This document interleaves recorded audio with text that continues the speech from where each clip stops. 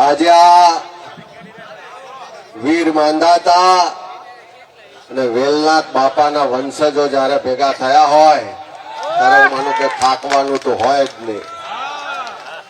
આજે સમાજના એક યુવાન ઘનશ્યામભાઈ રાજપરા એ અન્યાય સામે લડતા લડતા શહીદ થયા અને શહીદને શ્રદ્ધાંજલિ આપવા માટે એ પરિવારને સાંત્વને સથવારો આપવા માટે આખો સમાજ જયારે એક માળવે ભેગો થયો છે ત્યારે આપણા સૌના તરફથી ઘનશ્યામભાઈની પવિત્ર આત્માને દિવ્ય આત્માને શાંતિ મળે એવી બે હાથ જોડીને પ્રાર્થના કરું છું. અહીંયા જ્ઞાનીભાઈને વાત કરી, હજુ પૂજાભાઈ, ઋત્વિકભાઈ, રાજેશભાઈ, ચંદનજીભાઈ બધા જ આગેવાનો પણ વાત કરશે. યુવાન સાથીભાઈ બ્રિજરાજસિંહભાઈ હોય કે રાજુભાઈ હોય, એ બધા જ મિત્રોએ ચિંતા પણ કરીને આવનારા સમયમાં સાથે મળીને લડવાની તૈયારી પણ બતાવી. હું આજે એટલું ચોક્કસ કહીશ કે ઘનશ્યામભાઈની આત્મા જયારે ઉપરથી જોતી હશે ત્યારે એને એક વાતનો સંતોષ થતો હશે કે કદાચ મારી શહીદી એડે નહીં જાય, આ સમાજ આજે ભેગો થયો છે. એ ઘનશ્યામભાઈની આત્માને એ પણ તાળક મળતી હશે કે ભલે આજે હું આ ધરતી પણ નથી, પણ મારો પરિવાર, મારી દીકરી એકલી નથી, એની પણ એમના આત્માને તાળક મળતી હશે. અને આજે હું પણ આજ તમારી વચ્ચે એક વિધાનસભાના વિરોધ પક્ષના નેતા કરતા પણ સમાજના એક યુવાન તરીકે, દીકરા તરીકે, સાથી તરીકે, ભાઈ તરીકે આવ્યો છું. અને આ એટલા માટે આવવું પડે કે અહીંયા ઘણી બધી રાજકીય વાતો થઈ, પણ રાજકીય વાતો કરવા કરતા રાજકીય અધિકાર મેળવવા માટે, આપણા બંધારણીય અધિકારો મેળવવા માટે આટલો મોટો સમાજ ભેગો થયો હોય તો અહીંથી છૂટા પડતા પહેલા કંઈક સંકલ્પ કરીને છૂટા પડવું પડે. ખાલી ભાષણો સાંભળ્યા, વાતો કરી, તાળીઓ પાડીને છૂટા પડી ગયાનો આ પ્રસંગ ના બની રહે એટલું મારી ખાસ વિનંતી. અહીં વકીલ મિત્રોનો આપણે જે આભાર માન્યો એવો જ આભાર આખી સમિતિનો માનીશ કે ગુજરાતમાં આ ઘનશ્યામભાઈની શહીદી રૂપે આ એક પહેલો કાર્યક્રમ એવો છે કે ગુજરાતની 6.5 કરોડમાંથી 2.5 કરોડની વસ્તી ધરાવતા ઠાકોર કોળી સમાજને જો ભેગા કરવાનું કામ કર્યું હોય તો આ સમિતિએ કર્યું છે. એમને ખૂબ ખૂબ અભિનંદન છે. પેલું આપણામાં કહેવાય કે આપણામાં ભણતર ઓછું છે ને ઓછું.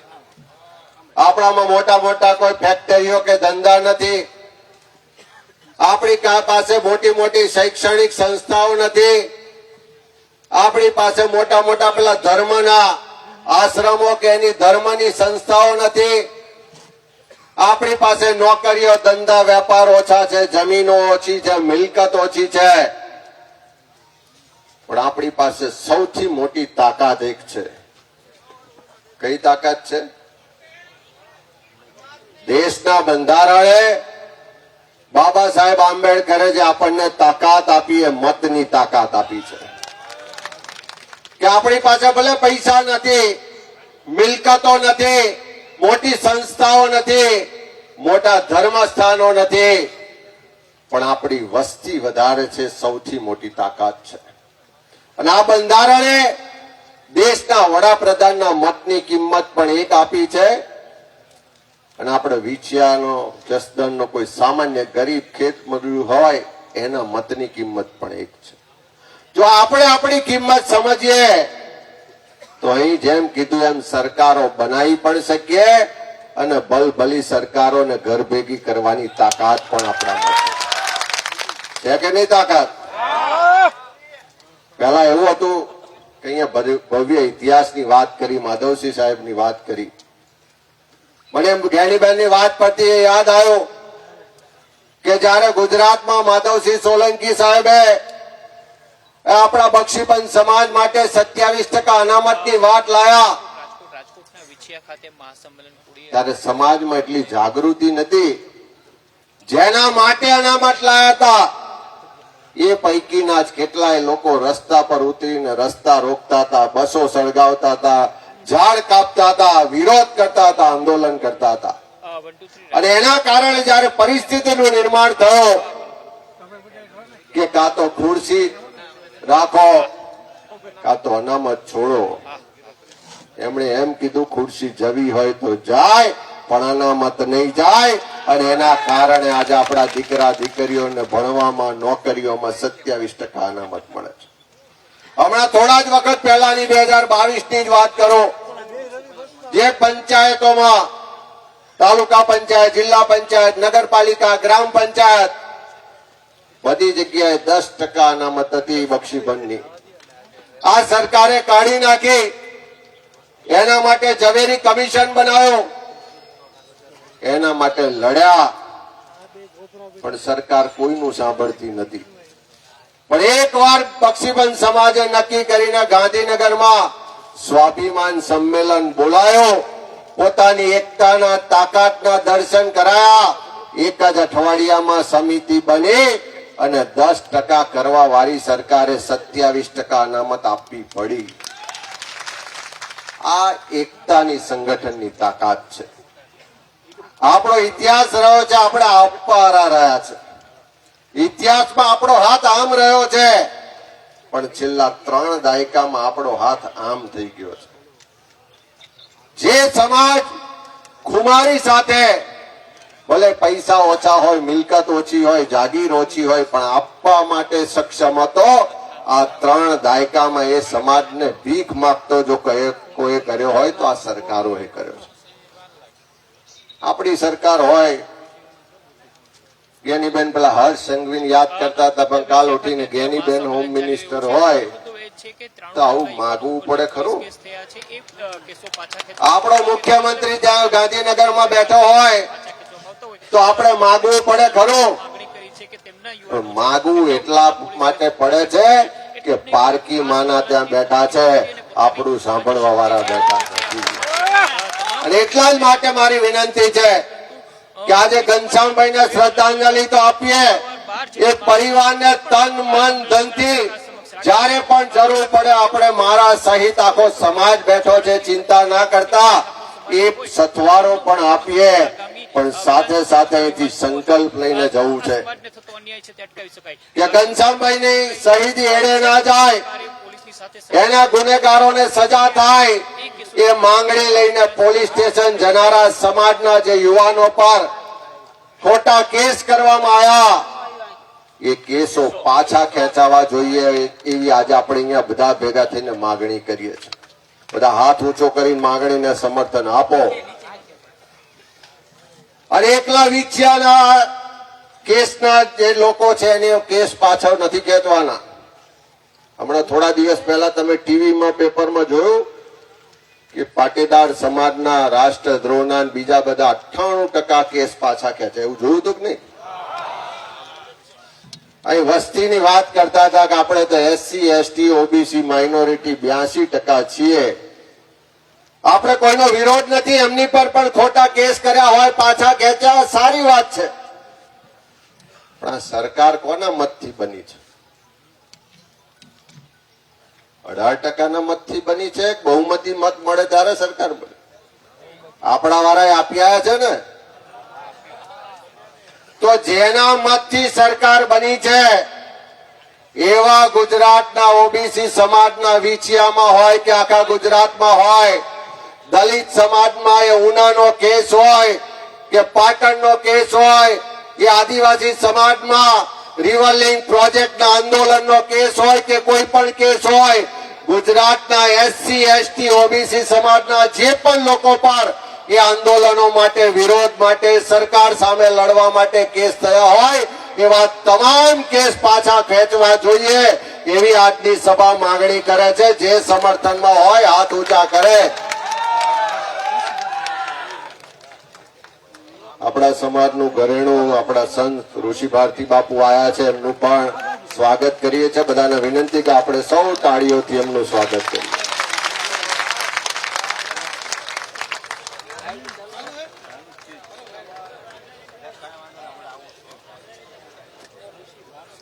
હમણાં થોડા વખત પહેલા વિધાનસભાનું બજેટ ગયું. બધાએ બજેટ જોયું હશે.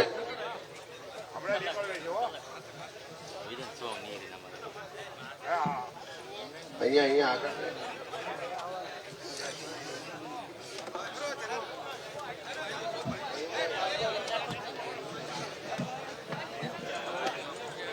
હમણાં થોડા દિવસ પહેલા વિધાનસભાનું બજેટ ગયું. મારે તમને પૂછવું છે કે આ સરકારની તિજોરી ભરાય એ ટેક્સના પૈસાથી ભરાય. આપણે જે ટેક્સ આપીએ એનાથી સરકારની તિજોરી ભરાય અને સરકારી તિજોરીનો બજેટ બને. તમારામાંથી કેટલા લોકો ટેક્સ આપે છે? હાથ ઊંચો કરજો તો. સમજીને ઊંચો કરો છો? ખાલી ખાલી ટેક્સ આપતા હોય એટલે હાથ ઊંચો કરો. અડધા બંધ થઈ ગયા. પણ એક જમાનો હતો કે જયારે પૈસાદાર ઉદ્યોગપતિઓ ટેક્સ આપતા હતા અને એ વખતની સરકારો ગરીબ લોકો માટે યોજના આપીને પૈસા ફાળવતી હતી. ત્યારે ઉદ્યોગપતિઓ પૈસાદારો એમ કહેતા કે અમે ટેક્સ આપીએ છીએ, આ સરકાર ગરીબોની પાછળ એ પૈસા વાપરી નાખે છે, ખેરાત કરે છે. હવે ઉલટું છે. હવે આપણે બધા જ લોકો ટેક્સ આપીએ છીએ અને આ સરકાર પૈસાદારો પાછળ એ પૈસા વાપરે છે. આજે સવારમાં ઉઠો ને પેલા બ્રશ કરો ત્યારથી લઈને રાત્રે પેલા મચ્છર ના આવે એના માટે પેલી ગુડ નાઇટ ની અગરબત્તી સળગાવો ત્યાં સુધી દિવસમાં જેટલી પણ ખરીદી કરો છો એ બધા જ પણ જીએસટી લાગે છે કે નથી લાગતો? અને લાગે છે એટલે આપણા પૈસાથી સરકારની તિજોરી ભરાય છે. આપણા પૈસાથી સરકારનું બજેટ બને છે.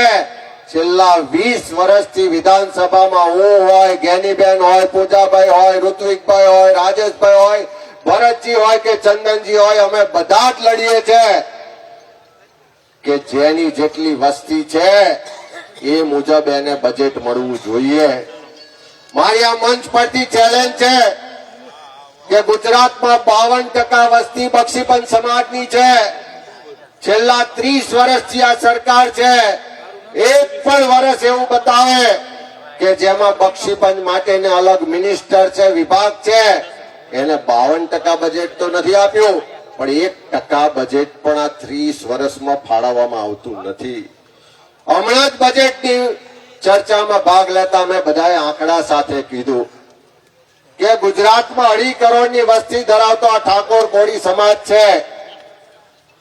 એના માટેનું બોર્ડ નિગમ બન્યું છે ઠાકોર કોળી વિકાસ નિગમ. કે આ સમાજના દીકરા દીકરીઓને રોજગાર માટે, એના આવાસો માટે, એના સમૃદ્ધિ માટે, એની ઉન્નતિ માટેની યોજનાઓ હોવી જોઈએ. બજેટ કેટલું ફાળવે છે? આ વર્ષે 60 કરોડ રૂપિયા ફાળવ્યું અને એમાં 30 કરોડ રૂપિયા તો પગારમાં જાય છે. અને બીજી બાજુ બિન અનામત આયોગ બનાવવામાં આવ્યો છે. એ બિન અનામત આયોગમાં 600 કરોડ રૂપિયા ફાળવવામાં આવ્યા. 18% વસ્તી માટે 600 કરોડ ફાળવવામાં આવે અને આપણે 38% કહેતા હોય એના માટે 60 કરોડ ફાળવે છે. આ ભેદભાવ છે. આપણે કીધું એમને વધારે ફાળવા વાંધો નહીં પણ વસ્તીના પ્રમાણમાં ઓછામાં ઓછા 2000 કરોડ રૂપિયા ઠાકોર કોળી વિકાસ નિગમને ફાળવવા જોઈએ. જેટલા સંમત હોય હાથ ઊંચો કરજો. અને ભેદભાવ એથી પણ આગળ અહીં યુવાન મિત્રો બેઠા છે, એની વેબસાઇટ પર જોજો, એના સાહિત્યમાં જોજો, કોઈ ઓફિસમાં જઈને પૂછજો.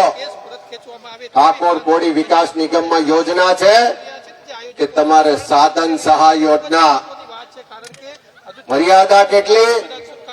તો કે 2 લાખ રૂપિયા. એટલે ઠાકોરનો કોળીનો છોકરો 2 લાખમાં કયું સાધન આવે? અહીંયા જે કોળી રિક્ષા નથી આવતી એવી માંગ કરી રહ્યા છે કે ગુજરાતની અંદર અને વ્યાજ દર કેટલો માં છે તે આટલી તો કે 6%. આટલા મોટા અને બીજી બાજુ બિન અનામત આયોગ છે, મતદારો એમાં સાધન સહાયની યોજના છે. શા માટે એની મર્યાદા કેટલી તો કે 10 લાખ રૂપિયા અથવા ઓન રોડ પ્રાઇસ. કેમ સમાજના કોઈ આગેવાનો એટલે ઠાકોર કોળીને સાધન લેવું હોય તો 2 લાખ રૂપિયામાં લેવાનું કરવામાં અને બીજાએ લેવું હોય તો એને 10 લાખ રૂપિયા. કોઈ સામાજિક બેનિફિટ ઠાકોર કોળીને સાધન લે તો 6% વ્યાજ આપવાનું કોઈ રાજકીય અને બિન અનામત આયોગમાં વ્યાજનો દર કેટલો તો કે 5%. ભાઈ હાજર રહ્યા હોત તો સારું હોત એવું પણ બીજી યોજના છે, ચોક્કસપણે નાનો ધંધો વેપાર કરવો હોય, નાની દુકાન ગલ્લો કરવો હોય એવું લાગે તો ઠાકોર કોળી વિકાસ નિગમમાં યોજનામાં એની મહત્તમ મર્યાદા છે 4 લાખ રૂપિયા. વ્યાજનો દર છે 6%. બિન અનામત આયોગમાં એ જ યોજના છે, એની મહત્તમ મર્યાદા છે 15 લાખ રૂપિયા. વ્યાજનો દર છે 4%. ગેરીબેને પણ કહ્યું કે આ સંમેલન છે આ તો એક જ દાખલો આપું છું. સંમેલન છે રાજકીય સંમેલન આવા તો અનેક દાખલા છે. યુવાન મિત્રોને કહું છું, સમાજના આગેવાનોને કહું છું, વકીલ મિત્રોને કહું છું, રાજકારણમાં હોય એને કહું છું. સ્થાનિક નેતા અને કેબિનેટ મંત્રી આપણે કોઈની અદેખાઈ નથી કરતા, કોઈનો વિરોધ નથી કરતા, પણ જેના મતથી સરકાર બની છે, જેના ટેક્સના પૈસાથી બજેટ બને છે, જો અન્યાય કરતા હોય તો ચૂપચાપ સહન કરવા વાળા આપણે ક્યારેય જવાબ આપી શકીશું નહીં. અને એટલે જ દુનિયામાં સારા સારા લોકોએ કીધું છે કે ખોટું કરવા વાળા જેટલા જવાબદાર ને ગુનેગાર છે, એના કરતા મોગા મોડે સહન કરવા વાળા એનાથી મોટા ગુનેગાર છે. હવે આપણે મોટા ગુનેગાર બનવું છે કે લડવું છે? અહીંથી બધાએ કીધું કે કેસો પાછા ખેંચાવા જોઈએ. એટલા વિછિયાના નહીં, આખા ગુજરાતના બધા જ પાછા ખેંચાવા જોઈએ કે નહીં? અહીંના જે કેટલા દાડાની મહેનત લાલવી છે? સૌથી મહત્વપૂર્ણ છે કેમ કે જે ઘનશ્યામભાઈ છે તેની હત્યા થઈ, ત્યારબાદ જે આરોપીઓનો જે સરઘસ કેટલા દાડા તેમાં પોલીસ અને જે લોકો વચ્ચે ઘર્ષણ થયું કે તેમાં ભાષણ કરીને ઘેર જઈશું ને ખેંચાઈ જશે? દાખલ કરવામાં આવ્યા. ત્યારબાદ સમાજ આ તો પારકી માના છે ને પથ્થર પર પાણી જેવા છે, એમ કઈ પાછા નહીં ખેંચે. દ્વારા જે માંગ ઉઠાવવામાં આવી જો સંમેલનમાં ના આવવા માટે ધમકી આલતા હોય હે? મારી તમને વિનંતી છે, છે તેમના તારીખ નક્કી કરજો. આખા ગુજરાતમાં બધા જ સમાજોમાં આક્રોશ છે, ખેંચવા માટે બધા જ સમાજની માંગણી છે કે જે રીતે પાટીદાર સમાજના 98% કેસો પાછા ખેંચ્યા છે, એવા એસસી એસટી ઓબીસી સમાજ પર જેટલા કેસો થયા છે એ કેસો પાછા ખેંચાવા જોઈએ. અને હું તમને વિનંતી કરું છું, આ સમિતિને વિનંતી કરું છું કે આખા ગુજરાતનું સંકલન કરો. 1 મે ગુજરાતનો સ્થાપના દિવસ છે. તમે 5 દિવસ કીધું, 5 નહીં, 15 નહીં, 1 મહિનો નહીં, 1.5 મહિનો આલીએ. 1 મે ગુજરાતનો સ્થાપના દિવસ છે. ત્યાં સુધી જો કેસો પાછા ના ખેંચે તો ચલો ગાંધીનગરનો નારો આપો. આખા ગુજરાતમાંથી ભેગા થાઓ.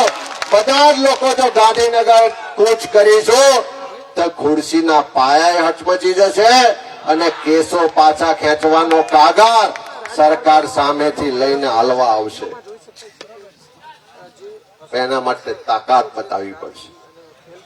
સરકાર હોય લાકડીથી બીવે, પૈસાથી બીવે, આવા ભાષણોથી બીવે? બીવે શેનાથી? જનશક્તિથી બીવે. જે દાડે સમાજ જાગૃત થઈને એક માળવે આવ્યો, હમણાં અહીંથી લાઈવ જોતા હશે, આ આઈબી વાળા રિપોર્ટ કરતા હશે, અત્યારથી જ ખુરશી હાલતી હશે, અત્યારથી 27 ની ચિંતા થતી હશે. પણ 1 મે કૂચ કરો, હું તમને ખાતરી આલું છું કે આખી સરકાર ઝૂકી જશે અને સામે ચાલીને કહેવા આવશે. ત્યારે ખાસ આજે એટલી જ વિનંતી છે કે આપણે ઘનશ્યામભાઈને શ્રદ્ધાંજલિ તો આપીએ છીએ, પણ જોડે જોડે આવનારા સમયનો આપણે પથ પણ નક્કી કરવો પડશે. વસ્તીના ધોરણે બજેટ મળવું જોઈએ. અહીંયા વાત થઈ કે આપણી વસ્તી આટલી બધી છે, બજેટની સાથે સાથે અનામતમાં અન્યાય થાય છે, તો અનામતમાં 50%ની જે લિમિટ છે એ કાઢી નાખવી જોઈએ અને જેની જેટલી વસ્તી છે એટલી અનામત આપી દેવી જોઈએ. કોકની 1% વસ્તી હોય તો 1% અનામત મળે, આપણી 38% વસ્તી છે તો 38% મળે, કોકની 6% છે, 7% છે, 10% છે, તો વસ્તીના પ્રમાણમાં બધાને બધું મળે. આપણે કોઈનું છીનવી લેવું નથી, પણ આપણા હકનું લેવા માટે લડવા નીકળ્યા છે. એ વાત બધાને કહેવી પડશે. ત્યારે ખાસ આ વાતોને લઈને આજે શરૂઆત કરી છે. કમિટીને ખૂબ અભિનંદન. પરિવારને પણ કહેવા માંગુ છું કે જ્યારે જરૂર પડે, કોઈ પણ જરૂર પડે, તન મન ધન તમામ રીતે મારા સહિત આખો સમાજ તમારી સાથે છે. ચિંતા ના કરતા આ ઘનશ્યામભાઈની શહીદી અને એમના શ્રદ્ધાંજલિ માટે ભેગા થયેલો આખો સમાજ ની એકતા તાકાત ને એમની જે ભાવના છે ક્યારે એળે નહીં જાય. એ જ વાત સાથે બધાનો ખૂબ ખૂબ આભાર.